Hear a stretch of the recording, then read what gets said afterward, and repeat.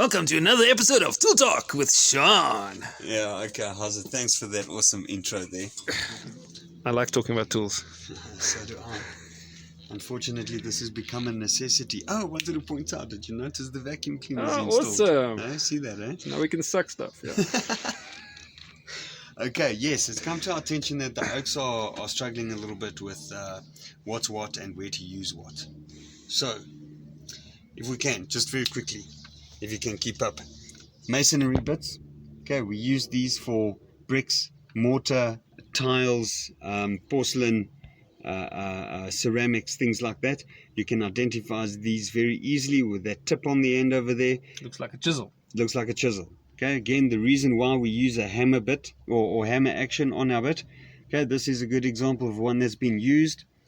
It's gone away. It's been worn off. Okay, also a very good idea is to mark the depth of your plug that you're drilling into a wall there. Also, if you're using something this big, it's also a good idea to use a pilot drill before you drill a big one like that. Okay, Right.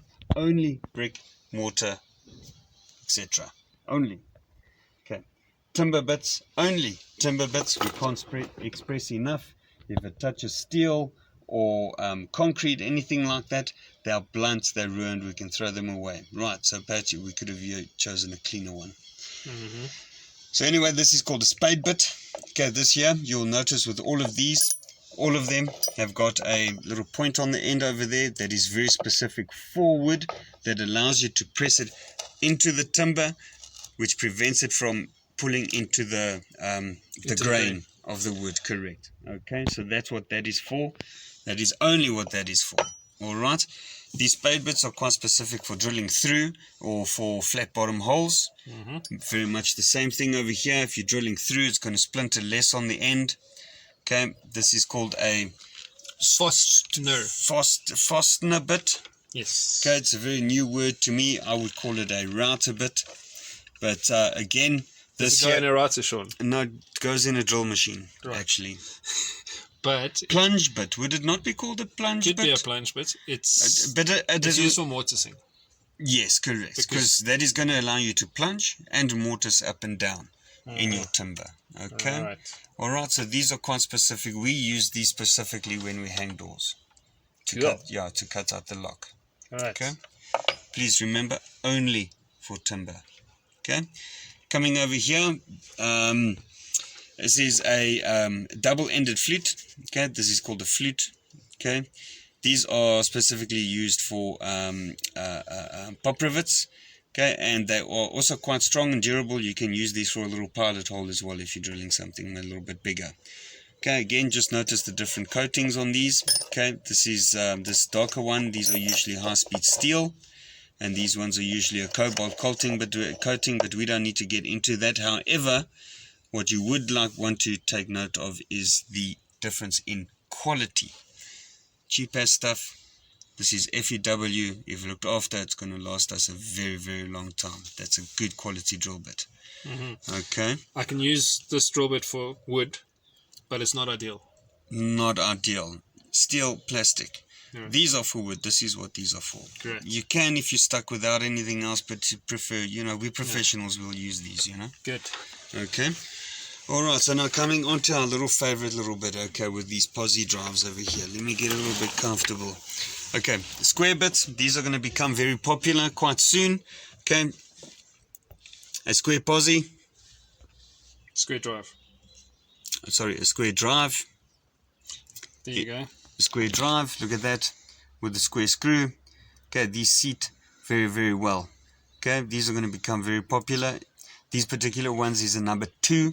We will be using mainly number 2s. Okay, so bear that in mind when you are looking for these. Make sure you get the right size. Okay, Those look similar but different. same but different, yeah. Okay, now this is a Posi drive. Guys, pay attention. Posi. Let me show you both of these together. There's a Posi drive. There's a Phillips. Okay, hold them together. So Drive. I'll zoom in so you can see the difference. Okay, I'm going to rotate these. Please take a note on the profile of the Posi drive. Let me just quickly point out here for you. You have an extra profile down the middle of the flue. Right?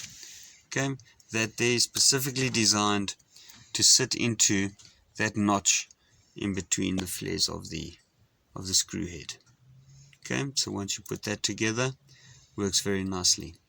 Okay, if however you want to put one of those into a Phillips head bit, Drywall screw. Okay, you're going to see it doesn't seat properly. There's a lot of play. Oopsie. And it A lot of movement. doesn't grip nicely. Just turn it in there, see. Doesn't grip Yeah, I see. Exactly. Doesn't grip nicely at all. So what tends to happen is, because these bits are usually not very good quality, we can't find good quality ones in our country, I'm afraid. These will strip before the screw head. So our tools are more expensive than the screw. So please watch out for that, guys. Make sure you are using the right bit. That's why it's cheaper to use the right bit for the job. Oh, wow. Sorry, what? Okay, so right. that belongs with that, and that belongs with that. Guys, please, that is the difference. That's how you know. Let's just quickly have a look there. You can see the difference in the screw heads. Okay, there's the telltale signs. There's no telltale signs. All right, guys. Phillips, Posi. Phillips, Posi. I'm bored with screws now. What's this? Right. Okay, this is Looks like a drill bit, Sean. This is a hex screw. Almost looks Hex like screw. Hex screw. What did I say? Hex. Hex. Jonah Hex. It's going to drill its own pilot hole there. It should be the correct size to accommodate for the thread. Okay. And that's a driver for the tech screw. Correct. There you go. Right there. Lovely. Yeah. Again, see, beautiful seat, wonderful. Please make sure you bring the right size for the right size. Cool. We're going to use that on a corrugated iron roof or an IBR roof. Correct. What's this black thing, Sean? Drywall screwdriver, I guess, is what it's called. Drywall drive. Okay, try and say that 3 times. Drywall drive. Drywall drive. Okay, so now these pretty much work together. So basically what you want to do is you want to put one of these onto there. This is a Fisher. Go away. We should send that to them for the name drop. Yes. So you're going to put that in your cordless machine. You're going to drill it in. This is going to come through onto your drywall over there. You then just simply... Do I put it on high speed, Sean? Slow speed. Slow speed, thank you. Slow speed. Better slow speed, always slow speed. Because if you're high speed, you're going to tend to strip it at the end there, and then you're defeating the whole object of putting one of these in. Right. Okay, so slow speed, drill it in. That should finish flush onto your drywall. You pull that out, should allow you to put a screw right into that hole there, and it should hold it nice and tight. Fantastic. Okay, so that's where we are with that. Okay, and then this here is a countersink screw head. Okay, this here we should be using these on ceilings and for the drywall ribs and things like that. So now again, please take note for a Phillips head on the drywall screw. Okay, it's going to seat very nicely. So what that will do for us is that as that goes into your timber, you can see there that your bit stops there, and it will turn the screw off, and that should allow it to sit flush. Okay, alright, so that's what that is there for. And what's a screwdriver? This, my good friend, is a hammer. This is not a screwdriver. This is a hammer. You learned me something. This is a mallet. Hammer, mallet, not mallet, but mallet. Only mallets mix. Correct. So check it out. So this, what you would want to be using is to gesture something into place for tapping, for nudging.